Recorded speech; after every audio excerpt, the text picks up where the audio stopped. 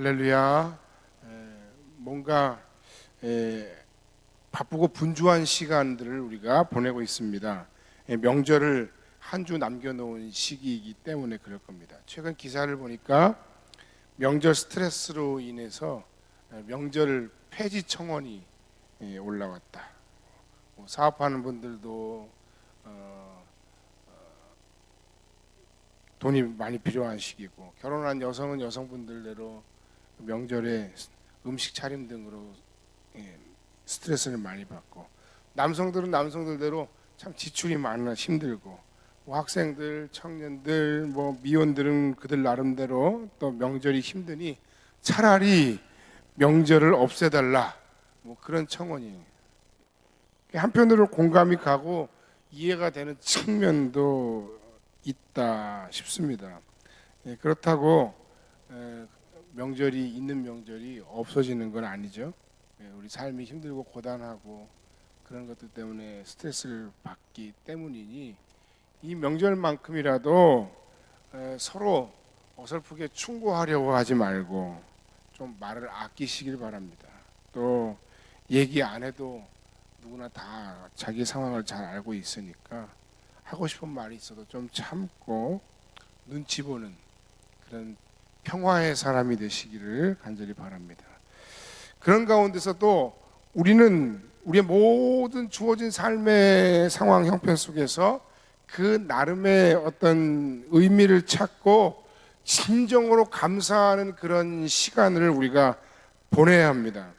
우리가 회사를 책임지든 가정을 책임지든 혹은 내가 해야 되는 일이, 내 짐이 너무 무겁고 힘들다 싶든 그런 모든 상황 가운데 불평하기보다는 나를 사용해 주심에 감사하고, 또 내용적으로도 이 명절을 통해서 우리가 못 만났던 가족들을 또 만나게 되니 또 기뻐하고 의미적으로 특별히 감사하는 시간을 갖기를 간절히 바랍니다.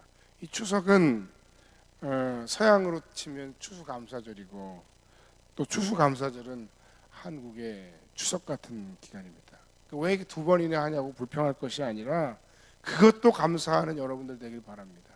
우리 삶에 점점 감사가 사라지는 그런 삶을 우리가 살고 있지 않습니까? 그냥 무슨 기사에 댓글들을 보면 너무 무책임하고 너무 사람들이 여유가 없고 너무 심지어는 무자비하기까지 하다는 생각을 합니다. 어쩌다 우리가 이 지경이 됐을까? 물론 비판할 기사들도 있긴 합니다. 사회 지도층의 갑질 같은 것들이 있긴 합니다만, 그냥 어린 운동선수들 좀 잘한다 못한다를 놓고 죽이네 살리네를 하고, 그냥 또는 모든 상황을 어떤 상황이든지 다 음모론적으로만 바라보는 그런 시각들도 있습니다.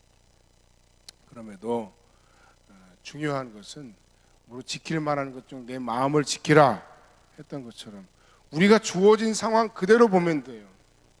마음을 좀 따뜻하게 여유 있게 가지고 감사할 수 있는 그런 여러분들이 되시기를 주님의 이름으로 간절히 축원합니다. 우리 한번 인사하겠습니다. 모든 것이 하나님의 은혜입니다.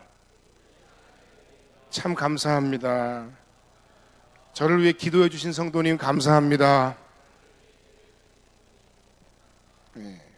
여러분, 우리가 받은 은혜를 기억하며 우리가 사는 이 세상을 조금 더 따뜻하고 행복한 세상으로 바꾸기 위해서 노력하는 저와 여러분이 되기를 간절히 바랍니다. 오늘 본문 우리가 함께 읽은 이 말씀, 마가복음 10장 35절 이하의 이 말씀 역시 사실 우리가 처한 상황하고 공통점이 한 가지가 있는데, 그건 뭐냐면 명절 앞이라는 거예요. 이 유대인들에게도 최대의 명절이 있었는데 그건 6월절이거든요.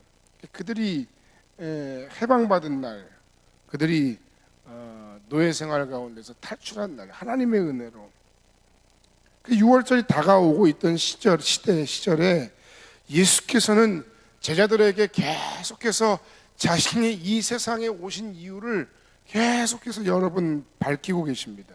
8장에서도 9장에서도 10장에서도 계속해서 조금씩 내용을 덧붙이고 그 의미를 깊게 하면서 더 점층적으로 아주 구체적으로 이 상황을 설명하고 말씀하고 계십니다.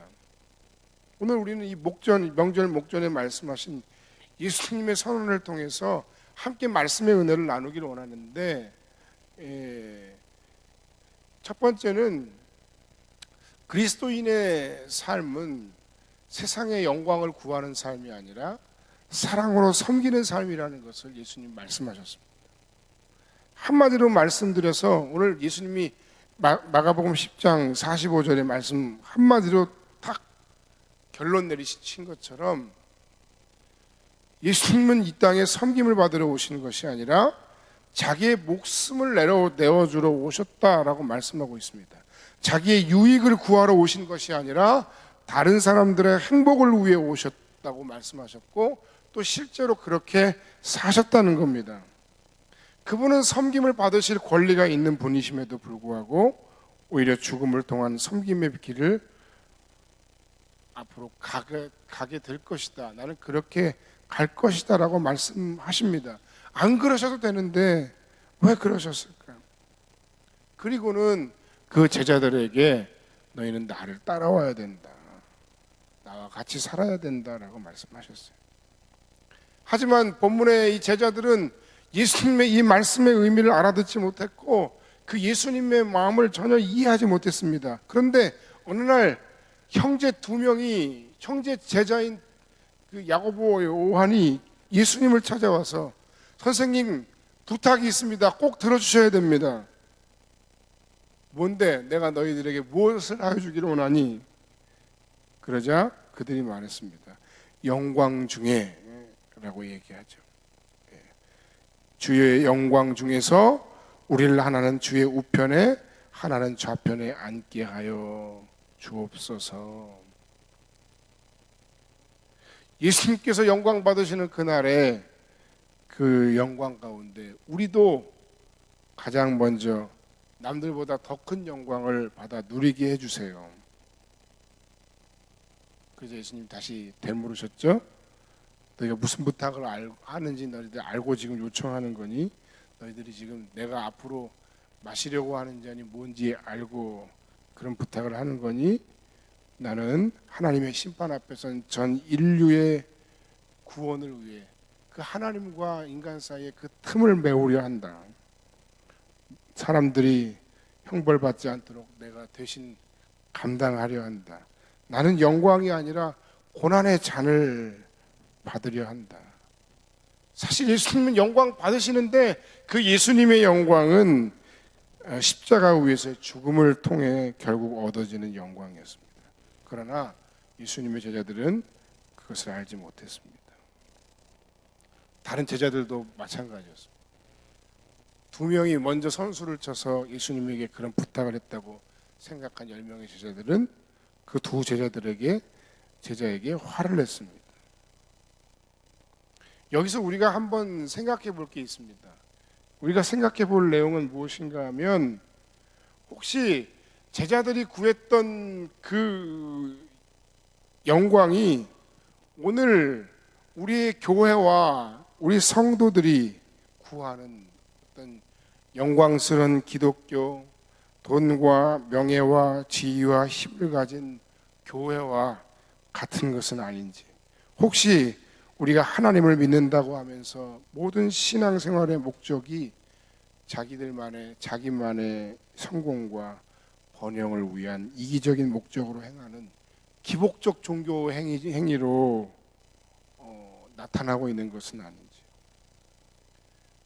내가 이해하는 기독교, 자기식의 신앙, 그것을 추구하는지, 아니면 진정 예수님께서 우리에게 말씀하시고 가르치시는 그 말씀의 의미를 따라서 우리가 우리의 신앙과 삶을, 우리의 교회를, 우리가 말하는 기독교 신앙을 세워가고 있는지 한번 돌아봐야 된다는 것입니다.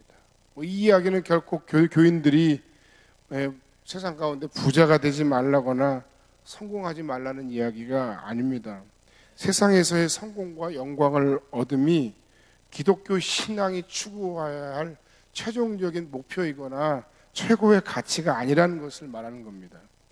열심히 성실하게 최선을 다해 일하다가 하나님께서 우리 삶에 자연스러운 그 축복의 결과로 만약에 남들보다 조금 더 부함을, 남들보다 조금 더 명예를, 남들보다 조금 더 어떤 그런 능력을 얻을 기회를 허락하신다면 그것은 내가 잘나서 된 것이 아니라 하나님의 은혜임을 기억하고 주인의 것을 맡은 청지기처럼 최선을 다해 세상과 이웃을 섬기는 자로 살아가야 한다는 것입니다.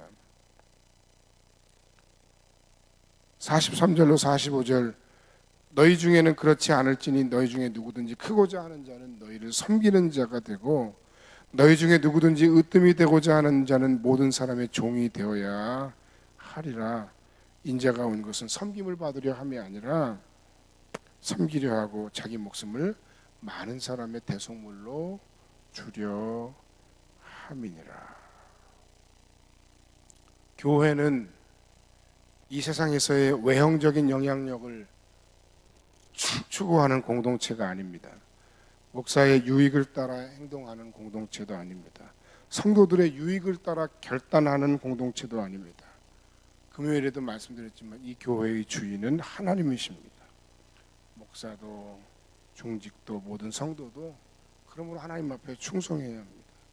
우리가 두려워해야 할 것은 당장 우리 눈앞에 있는 불편함이 아니라 우리가 하나님께서 기뻐하시고 보여주시는 방향으로 우리가 제대로 가고 있는지 그것을 우리가 찾고 고민하면 됩니다.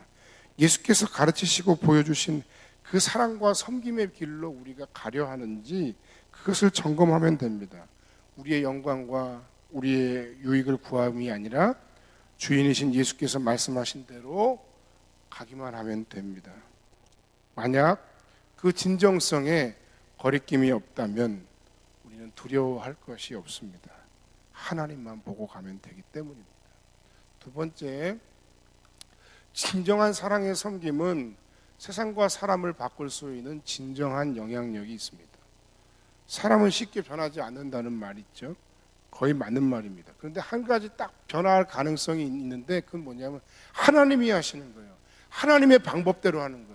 그 하나님이 하시고 하나님의 방법대로 하시는 게 뭐냐면 바로 사랑의 방법이에요. 하나님이 누군가를 바꾸고 변화시키시는 것도 사랑을 통해 바꾸시는 거예요.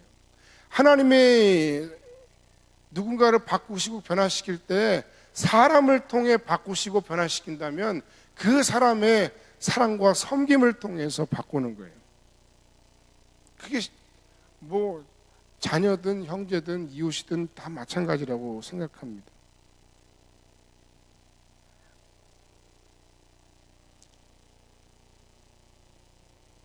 혼내고 지적질하고 뭐 그러면 사람이 바뀌고 변화되는 게 아닙니다. 하나님의 방법은 결국 사랑이었습니다. 뭐 자식이 말도 안 되는 이야기를 하더라도 일단 그 이야기를 끝까지 들어주고 그리고 가르치는 것이 아니라 솔직하게 내 생각을 나누는 것, 그게 쉽지가 않죠. 우리 아이들이 원하는 것은 그것일 겁니다. 여러분, 진정한 사랑은 자신을 내어주는, 희생하는 사랑입니다. 오늘의 우리가 여기까지 온 것은 내가 다 잘나서 나온 것이 아닙니다. 우리를 고통 가운데서 혼자 내버려 두지 않은 누군가 주변에 좋은 분들이 있었습니다. 좋은 부모님이 계셨습니다. 좋은 선생님들이 있었습니다. 친구가 있었습니다. 가족이 있었습니다. 그들 때문에 오늘 나와 여러분이 이렇게 있는 겁니다. 특히 하나님은 그 어떤 누구보다도 사랑이 충만하신 분입니다. 그분은 우리의 죄, 그로 말미암은 마음의 극심한 고통의 해결을 위해서 아주 비싼 대가를 치르셨죠. 독생자 아들 예수를 이 땅에 보내신 것입니다. 예수님도 마찬가지죠. 자기 백성을 구원하기 위해서 인간이 되시고 죄인이 되셔서 십자가에 달려 죽으셨죠. 그 십자가의 고통과 아픔을 마다하지 않으셨습니다. 그러시면서 우리에게 진짜 사랑을 베푸신 겁니다. 진정한 변화를 일으키는 사랑은 언제나 희생을 동반하고 그 진정한 변화의 힘은 하나님께서 우리에게 보여주신 그 사랑 외에 다른 방법이 없다는 것.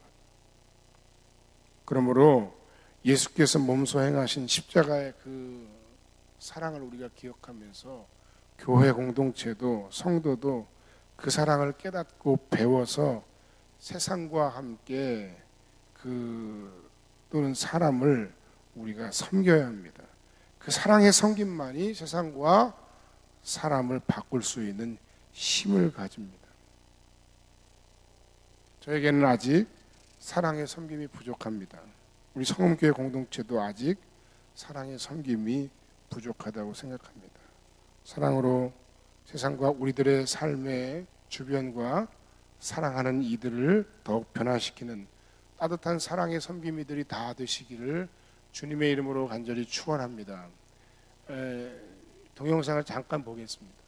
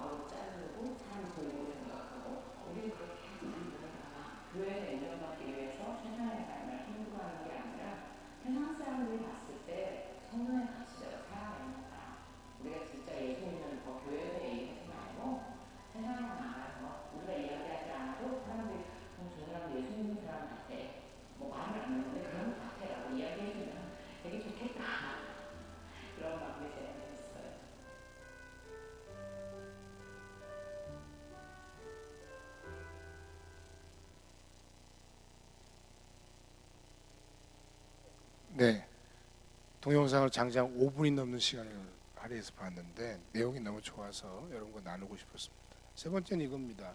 세상을 사랑으로 섬기는 것은 보냄받은 우리 일상에서 세상을 위해 땀 흘리는 삶이라는 거예요. 그러니까 앞에 그 두 가지 이야기, 예수님께서 말씀하신 그 이야기, 그리스도인의 삶은 세상의 영광을 구하는 것이 아니라 사랑으로 섬기는 삶이고, 그 사랑으로 섬기는 삶만이 세상을 또는 사람을 변화시킬 수 있는 진정한 영향력인데, 세상을 어떻게 우리가 섬기는 거냐, 어떻게 우리가 섬길 거냐, 또는 하나님을 어떻게 우리가 섬길 거냐. 세상을 사랑으로 섬기는 것이 하나님을 섬기는 것이고, 그리고 세상을 사랑으로 섬기는 그 과정 속에서 보냄받은 내 일상 속에 그 일상의 의미를 굉장히 소중하게 생각하고 세상을 위해 땀 흘리는 그 삶이 바로 하나님을 섬기는 마음으로 우리가 세상을 섬기는 삶의 모습을 가지고 사는 것이라는 겁니다. 오늘 그리스도인 사업가의 마음속에 이 시대의 청년들의 문제가 그 자신의 문제라는 생각이 자리하고 있습니다. 고아에 대한 생각, 경력 단절 여성들의 그 아픔이 자신의 문제라고 생각하고 있습니다. 그게 과부에 대한 이야기를 하고 있는 거예요. 이 세상 속에 살아가는 사람들의 아픔을 치유하고 돕는 것이 그리스도인 사업가의 사업의 동기라는 생각을 가지고 있는 겁니다. 그래서 사회적 책임을 다하려는 마음, 내가 그리스도인이고 우리가 예배드리고 교회 다니라고 이야기하는 것, 그것이 중요한 것이 아니라 그런 사회적인 책임을 다하고 내가 물질에 대해서 너무 많은 욕심을 부리지 않고 평생 남에게 밥을 살 수 있을 만큼이면 족하다. 그런 섬김의 정신이 바로 하나님 기뻐하시는 마음이에요. 하나님께서 그런 사람들에게 복을 주십니다.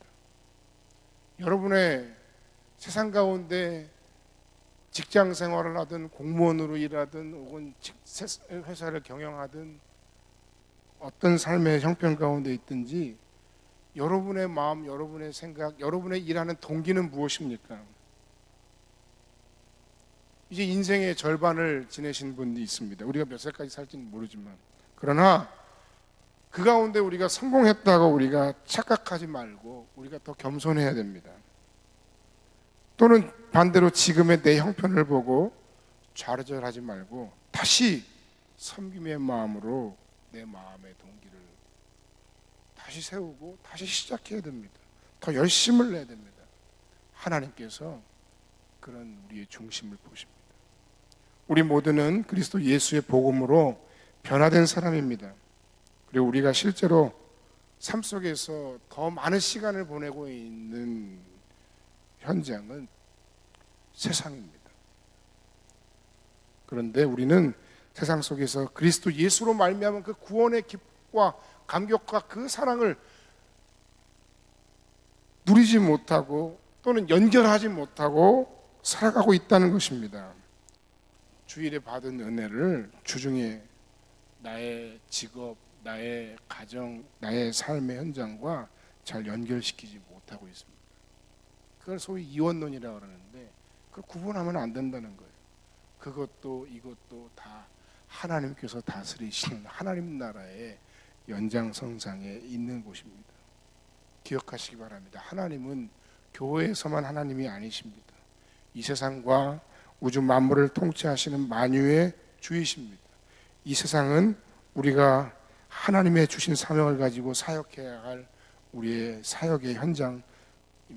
보냄받은 그곳 일상에서 여러분이 하는 모든 일들은 다 소중한 일입니다. 직업이라는 뜻을 가진 영어 단어는 vocation인데 이게 라틴어 보카레라는 말에서 왔고 이건 부르심이라는 뜻에서 온 거예요. 그러니까 원래 개혁주의적인 신앙 안에서의 이 일 또는 이 직업이라고 하는 것은 하나님이 우리를 부름받은 우리의 삶의 현장 또는 보냄받은 우리의 삶의 파송진 거예요.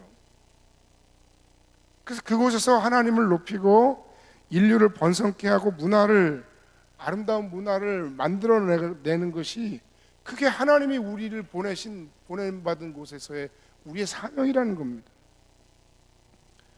만약에 이 자신의 일을 하나님과 이웃을 사랑하라고 부르신 그 소명으로 우리가 이해하지 않으면 그 인생이 얼마나 불행한 인생인가 하는 겁니다. 여러분의 직업과 일의 현장에서 하나님의 부르심과 소명을 발견하고 그곳에서 최선을 다해 땀 흘리며 일하는 것, 그것이 바로 하나님을 섬기는 일입니다.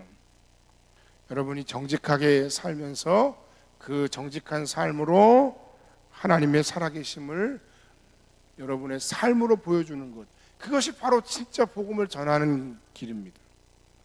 여러분의 열심 있고 능숙한 솜씨로 탁월하게 일을 잘하려고 노력하는 것, 그건 역시 하나님께서 기뻐하시는 일입니다. 하나님께 영광을 돌리겠다는 의도를 가지고 세상 문화 가운데 뛰어들어서 그 문화에 좋은 영향력을 미치고 그 목표를 이루기 위해 최선을 다하는 건 역시 하나님의 일입니다. 내게 주신 삶의 모든 현장에서 정직하게 최선을 다해 번 돈으로 나보다 연약한 이들을 섬기며 사는 것, 그것이 하나님의 일입니다. 바로 그것이 하나님을 섬기는 최고의 방법입니다. 그렇게 살아갈 때 비록 우리가 생각하기엔 그게 세상의 일이고 세속적인 일일 것처럼 보일지라도 그것이 진정한 하나님 앞에서 거룩한 삶이고 예배의 삶이고 주님을 기쁘시게 하는 순종인 것입니다. 여러분, 오늘 우리가 함께 나누는 이 말씀을 꼭 기억하고 영광이 아니라 사랑의 섬김으로 세상을 변화시키고 내가 보냄받은 우리 삶의 일상 가운데서 최선을 다하는 것이 하나님을 섬기는 일임을 기억하며 세상과 사람들을 위해 최선을 다해 땀 흘리는 인생, 땀 흘리는 삶을 사는 여러분들이 되시기를, 그리고 그런 일에 귀하게 쓰임받는 우리 성음교회 공동체가 되기를 주님의 이름으로 간절히 축원합니다. 우리 함께 찬양하고 기도하겠습니다.